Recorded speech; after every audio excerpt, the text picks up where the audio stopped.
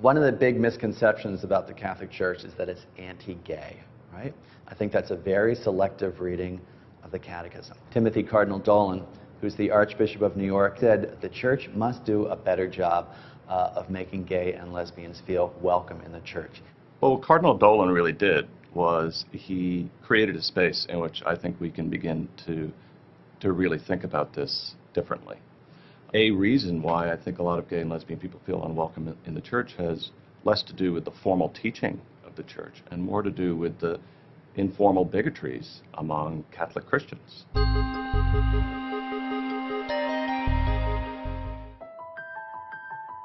There is no inherent conflict between having a same-sex attraction and being a faithful Catholic, right? There's no ipso facto conflict there.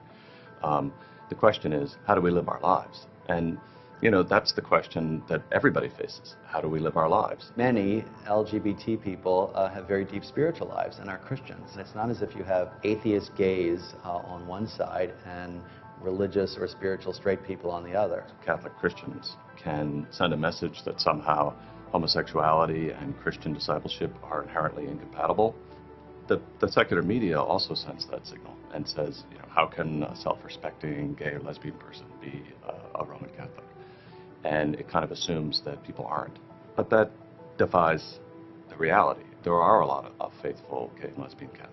I know a new friend of mine, who's very devoted to Our Lady of Medjugorje, which is a traditional devotion, who's a gay man. I met someone who was not only a catechist in the Catholic Church in their parish, but a lector in another parish. So these are people who are kind of pouring themselves out for the Catholic Church that they love and the Catholic Church that they've been a part of. One thing I got involved with was doing retreats. So just witnessing other people find healing at St. Monica gave me a sense of purpose. That, okay, so maybe I had these difficult experiences coming out with my parents or a childhood where I thought that, God made a mistake with me.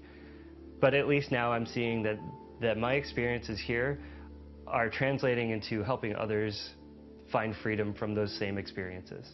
The Church extends a certain pastoral sensitivity and welcome to people who are divorced and remarried.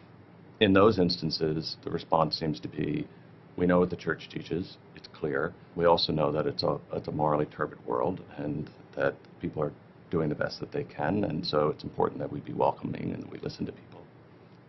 But I think too often when it comes to gay and lesbian people, the response isn't that.